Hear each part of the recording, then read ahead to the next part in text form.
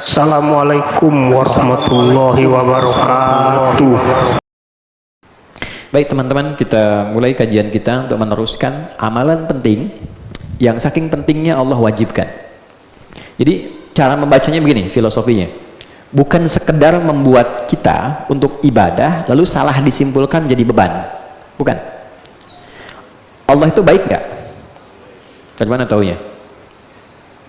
Ya ini kasih oksigen bebas nggak bayar, kita sehat, kita diciptakan, diberikan kesempatan sampai hari ini kan, ya salah dimaafkan, dosa diampuni kan, utang dikasih rezeki masih bisa bayar, seterusnya diberikan ketenangan, bahkan masya Allah cukup pun hidup tapi mewahnya tenang. Nah itu tenang itu kenapa teman-teman sakinah didahulukan dari mawaddah di ayat tentang musyawarah itu kan sakinah dulu kan. Quran surah 30 ayat 21, wa min ayatihi an khalaqalakum min anfusikum azwaja litaskunu ila sakinah wa ja'ala bainakum mawaddah ya wa rahmah. Makanya sakinah, mawaddah dan rahmah. Sakinah itu ketenangan yang membawa kedamaian dalam kehidupan rumah tangga. Mawaddah dari kata maddah, kecukupan harta yang membuat kehidupan rumah tangga itu terasa lebih nyaman dan mudah. Oke. Rahmah, rasa kasih mendalam yang menjaga kerukunan di antara pasangan. Kenapa sakinah didahulukan dibandingkan mawaddah? Karena ketenangan, kedamaian, peace itu yang paling dasar dalam kehidupan rumah tangga. Kalaupun harta banyak tapi tidak tenang, maka tidak terasa nikmat kehidupan rumah tangganya. Ngujinya gampang, gini, pilih mana? Kaya tapi gelisah atau miskin tapi tenang? Nggak ada pilihan ketiga, dua aja. Kaya tapi gelisah atau miskin tapi tenang? Oh ya. Oke. Kalau terjebak dilema di antara dua cinta, cari yang ketiga gitu kan. Kaya tapi nah emang susah gitu. Emang tenang itu penting sekali. Oke. Nah, teman-teman sekalian, prinsipnya begini, Allah itu kalau maksa kita pada sesuatu, Allah itu kan maha sayang. Karena itu kita sebut sifat sayangnya dalam semua kegiatan kita. Bismillahirrahmanirrahim.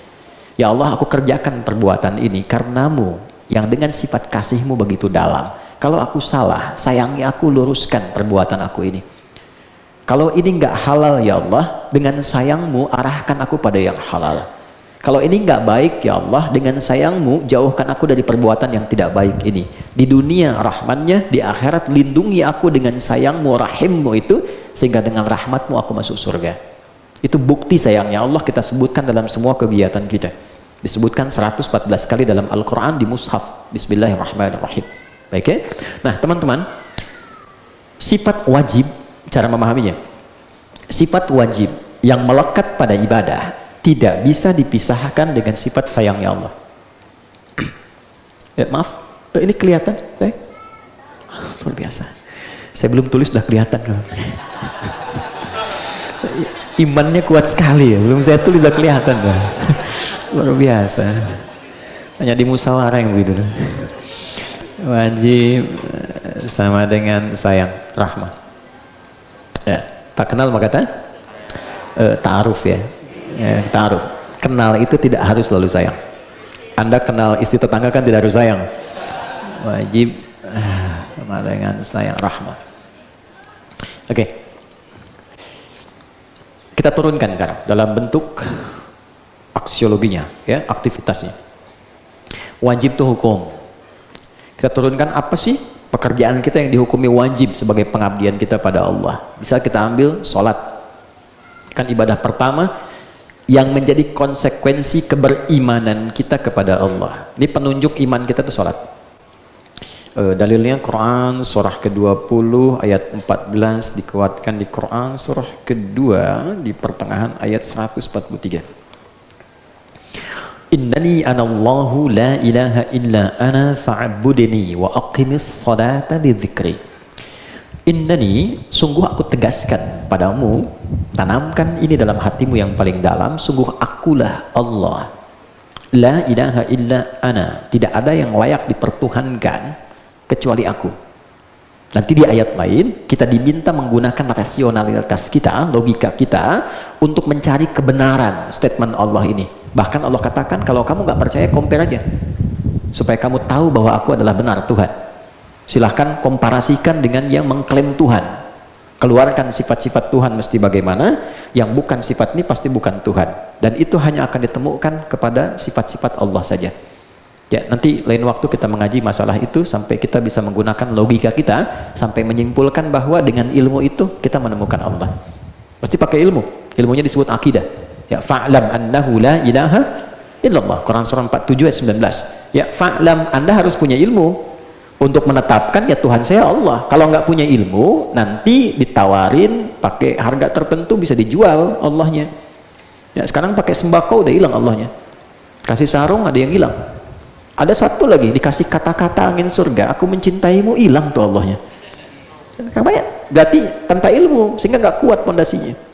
Nah, balik ke sini. Kalau sudah meyakini aku Tuhan, fa'budni, buktikan keberimananmu kepada aku dengan menyembahku. Oke?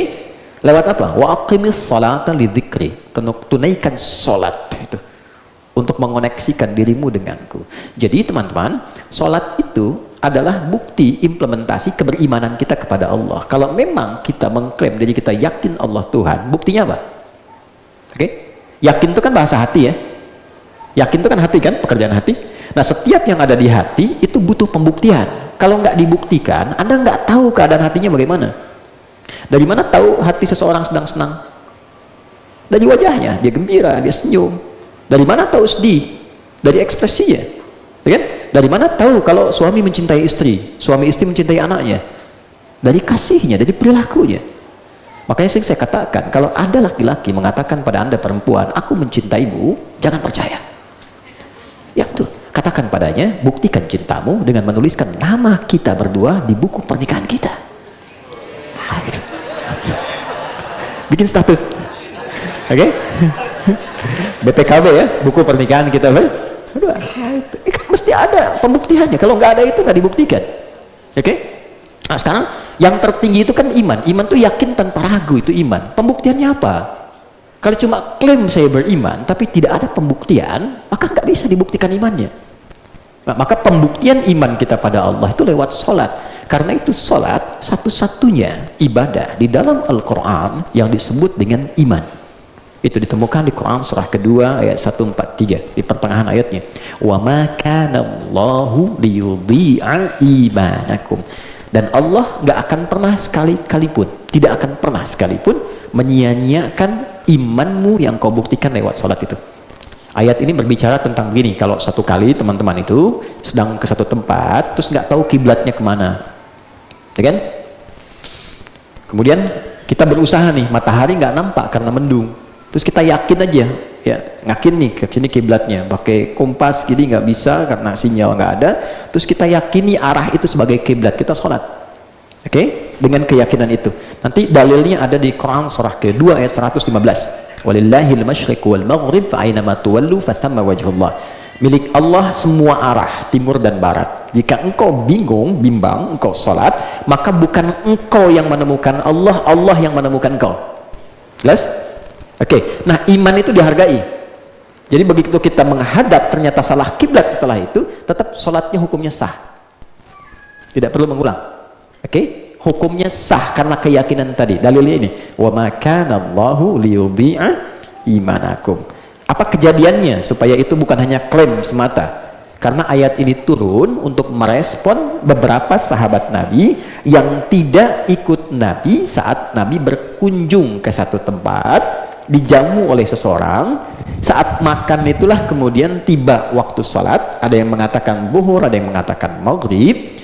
Saat Nabi sholat, di pertengahan sholat itu turunlah Quran surah kedua ayat 144. Oke? Qad nara taqalluba wajhika fis sama' falanuwalliyannaka qiblatan tardaha fawalli wajhaka syatral masjidil haram. Paham? Tidak. Qad nara taqalluba wajhika fis sama'. Aku selalu melihat engkau Muhammad, engkau berharap arah kiblat itu ke Ka'bah. Karena asalnya ke Ka'bah, kemudian diuji ke Baitul Maqdis karena kejadian tertentu, kalau saya terangkan agak panjang. Lalu Nabi meminta balik lagi ke Ka'bah. Itu 2 tahun teman-teman Nabi minta. tapi belum dikabulkan oleh Allah. Guna ada adaptasi, ada hikmah adaptasi dengan komunitas Yahudi dulu saat pindah ke Madinah. Belum dikabul. Tapi yang menarik apa? Nabi tidak pernah menuntut pada Allah, tidak pernah mengeluhkan pada Allah, selalu aja mohon, minta, gitu kan? Anda bayangkan, Nabi Rasul dicintai Allah, dipuji di Quran, akhlaknya paling tinggi, takwanya luar biasa, jaminan surga sebelum wafatnya. Minta 2 tahun belum dikabul, nggak pernah mengeluh. Ada orang bukan Nabi, bukan Rasul, dia belum jelas namanya di Quran, belum ada jaminan surga, tidak ada pujian khusus untuknya di Quran, dia minta 2 menit sudah nuntut Allah. Kurang apa lagi ya Allah? Kurang lama kau minta. Oke, jadi kadang Allah lihat supaya meningkat lagi sholatnya. Kan kalau lagi ada mau proyek besok kan tahajudnya tinggi ya. Oke, setelah proyek tiba kan tahajud berhenti kan? Kan bagus tuh dibikin 2 tahun dulu supaya tahajud dulu. Oke, setelah jadi kebiasaan walaupun dapat proyek tahajud nggak hilang. Itu maksudnya, paham ya? Nah, jadi ketika itu turun di pertengahan sholat, maka berputarlah beliau 180 derajat. Oke? Jadi pas sini menghadap, baliklah ke sana lah, kurang lebih. Menghadaplah ke arah Masjid Al-Haram. Nah, jadi begitu rakaat pertama menghadap, 2, terus selanjutnya berputar. Maka ada 2 kiblat nih. Kiblat pertama menghadap ke arah Masjidil Aqsa, di pertengahan turun ayat ini menghadap ke arah Masjidil Haram. Sampai sekarang tempat itu dikenal dengan Masjid Qiblatain. Kalau ziarah, nanti kalau teman-teman umrah atau haji biasanya di Madinah lewat ke situ. Mudah-mudahan yang belum bisa bersegera ya, insyaallah. Nah, informasi tidak cukup dengan amin, nabung. Sekarang siapkan. Oke, nah ada sekelompok orang yang dia nggak ikut ke situ. Kan nggak semua Nabi pergi sahabat ikut semua, kan nggak begitu. Ada yang tinggal dia stay di wilayah Madinah itu. Nah saat balik Nabi ke tempat Nabi sekarang berada, dia di Masjid Nabawi di area itu, orang-orang yang ada di situ yang nggak ikut dapat informasi. Tadi pertengahan waktu kita sholat, simpanlah zuhur misalnya, itu ada ayat turun, kita udah pindah ke Masjidil Haram kiblatnya. Yang ini ribut karena sudah lewat waktunya. Gimana status sholat kami yang sebelumnya? Kan kita tunaikan kiblatnya salah dong. Maka turunlah ayat ini untuk menegaskan, wa ma kana Allahu liyudhi'a imanakum. Kau tunaikan dengan iman, aku hisab dengan imanmu itu. Engkau duga salah, aku tetapkan kau benar karena kau kerjakan dengan imanmu dalam keadaan kau tidak tahu. Jelas sampai sini? Itulah dasar innamal a'malu bin niat. Jadi betapa indah kalau setiap amal dikerjakan pakai niat. Kalau bagi hasil, belum tentu ada orang berhasil untuk beramal. Dan biasanya kecewa. Anda kerja pasang tender udah bagus, kuat-kuat, tiba-tiba hasilnya ditolak, kan kecewa. Tapi kalau kita nikmati hasilnya dan tidak nikmati prosesnya dan tidak melihat hasilnya, kita akan selalu belajar mendapatkan sesuatu yang baru untuk membuat sebuah hasil yang lebih istimewa. Sholat itu wajib, teman-teman. Kenapa diwajibkan? Kenapa harus dipaksa? Dan kenapa ketika seorang meninggalkan sholat jadi dosa? Karena di dalamnya bukan ada beban, tapi ada kasih sayang Allah yang memaksa kita karena Allah sayang pada kita untuk mendapatkan keistimewaan itu. 1, ada ketenangan. Tadi yang gak mau dilepas dengan kekayaan, kaya dan tenang. Sholat itu yang pertama diberikan bukan dunia dulu, kecil dunia itu, tapi tenang dulu. Anda dikasih dunia sebesar apapun, gak tenang hatinya, gak enak terimanya. Karena itu kalau Anda sholat membawa dunia terlalu kecil. Makanya yang paling enak itu ketika sholat itu merasakan ketenangan. Teman-teman gak percaya silakan ya.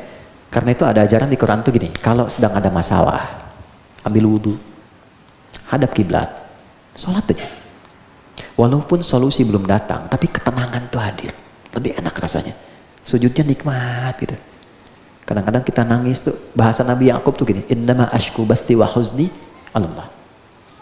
Ya, innama ashku bathi wa huzni, saya tuh kalau curhat, saya punya masalah, bahkan kesedihan saya tumpahkan di atas sejadah ilallah, kepada Allah. Jadi bukan di atas Instagram, bukan di YouTube.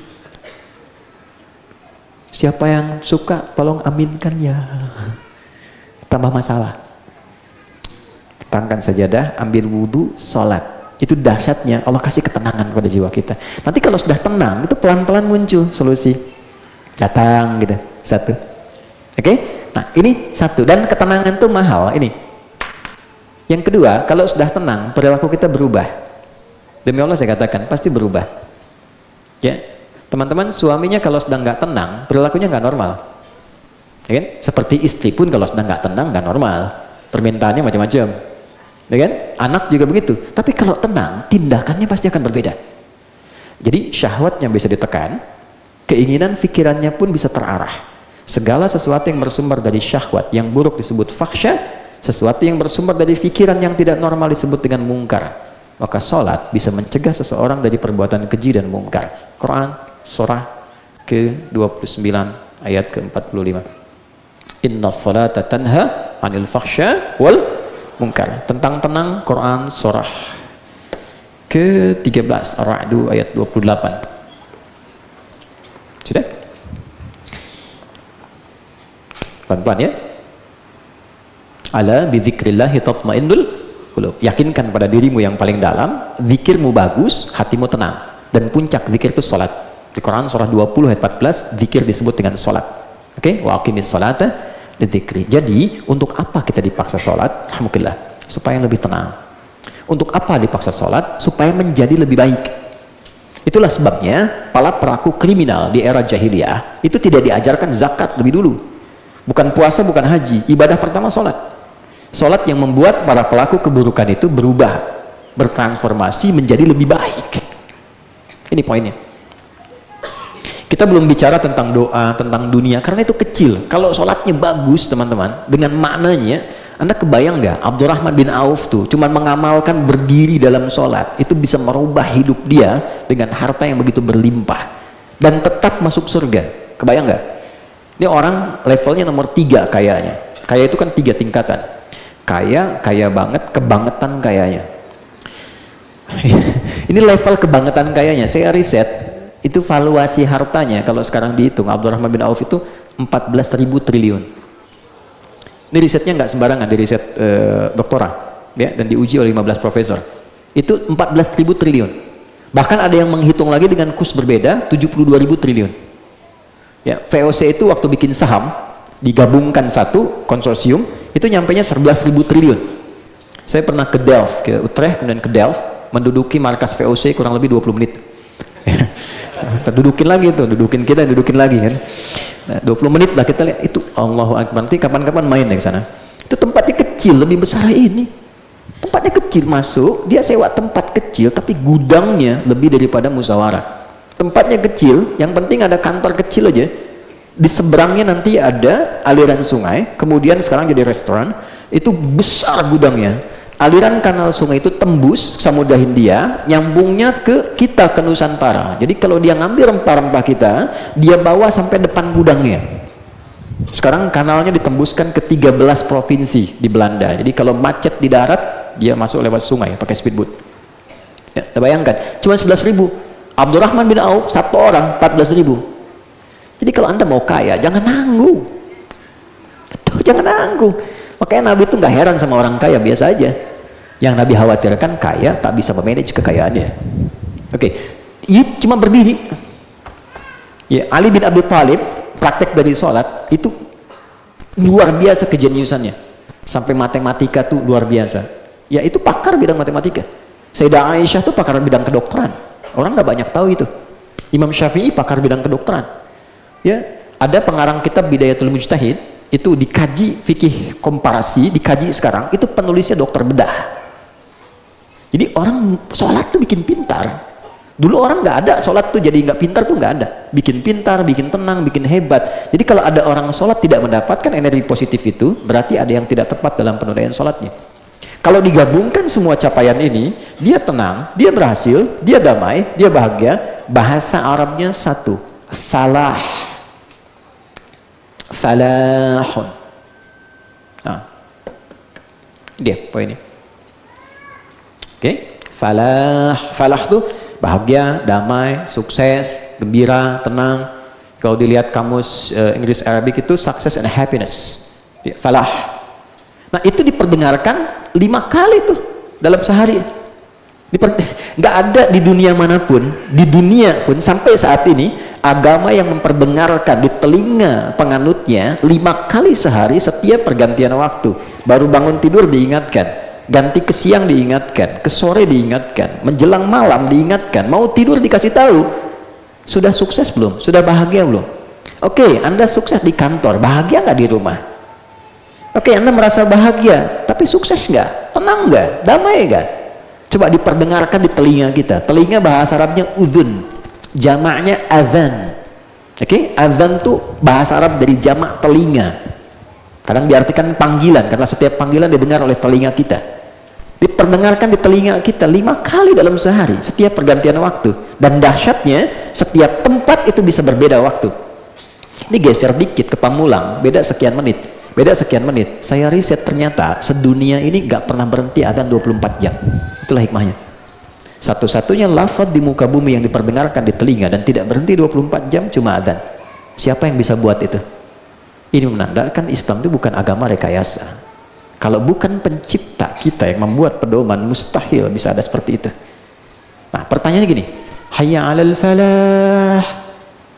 Nah, cara mendengarnya, dengar sebagai rahmat, kasih sayang, bukan sebagai beban.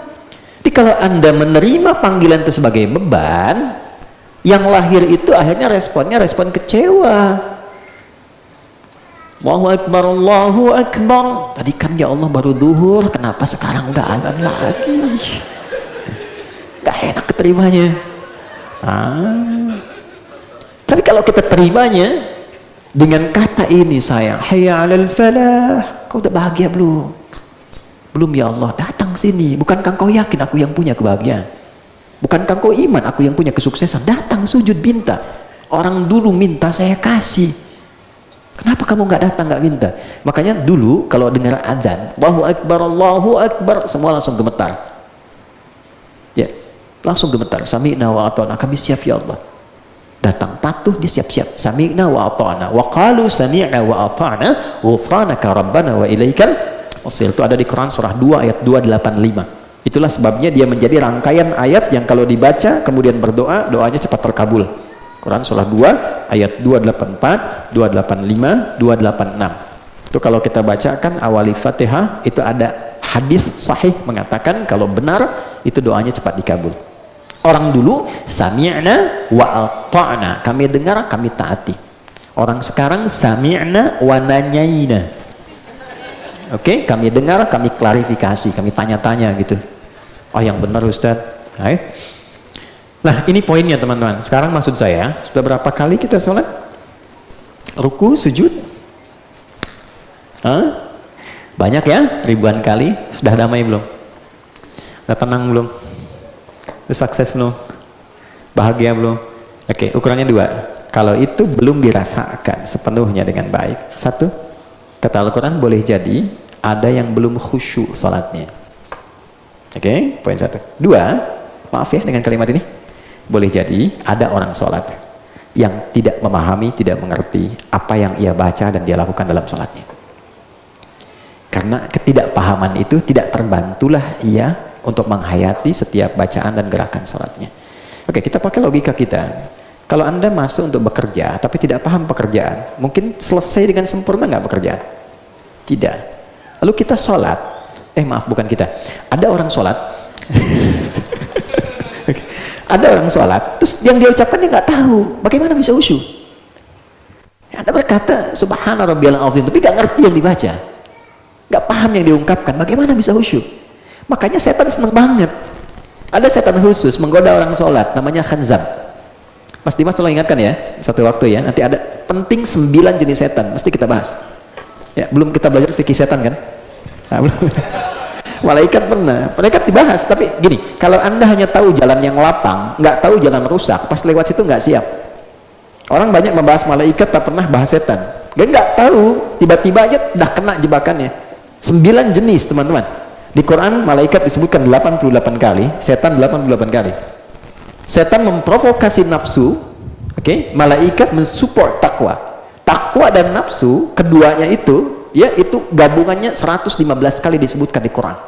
Takwa itu 258 kali dibagi 3 segmen. Segmen utamanya terkait ibadah, itu kaitannya dengan malaikat. Nanti lawannya nafsu. Nafsu 115, takwa 115. Malaikat 88, setan 88. Artinya apa? Setiap kita disupport melakukan kebaikan, maka setan memprovok untuk meninggalkan kebaikan itu. Gampangnya gini, saya bacakan hadisnya. Wa idza fa idza udzina au kama qal, kalau adzan dikumandangkan, fa farra syaitanu wa alaihi dharar. Setan langsung pergi terbirit-birit. Karena itu orang tak sholat pun itu bisa mengingatkan yang biasa sholat. Bro, sudah adzan, sholat dulu. Fa idza tuwiba, ada kalau adzan selesai setan balik lagi. Jadi setan tuh nggak senang suara adzan, tapi kalau selesai dia balik lagi. Makanya yang biasa sholat pun bisa tiba-tiba menyimpulkan, tenang, baru adzan, belum qomat. Pernah begitu? Oke, baik. Nah, itu belum apa-apa karena sholat belum dimulai. Dahsyatnya, begitu Anda mau mulai, dia biarkan Anda fokus. Ya, you could focus on your prayer. Ya, Anda bisa fokus tuh siap menunaikan sholat. Dia nggak ganggu Anda. Tapi ketika Anda bertakbir, fa idza kabbara, maka dia baru bertugas. Fa yaqulu syaitanu udhkur kadza udhkur kadza. Baru dia mulai ingat ini ya, ingat itu ya. Jadi begitu Anda bertakbir, dia baru masuk tuh. Yang tidak ingin Anda ingat, Anda bisa ingat. Nanti sebentar lagi zuhur ya. Begitu Anda takbir, ceramah saya yang sekarang itu akan muncul di benak Anda. Kata Ustadz Adi, setan akan menggoda Anda. Itu setan. Nanti lihat tuh. Anda lihat.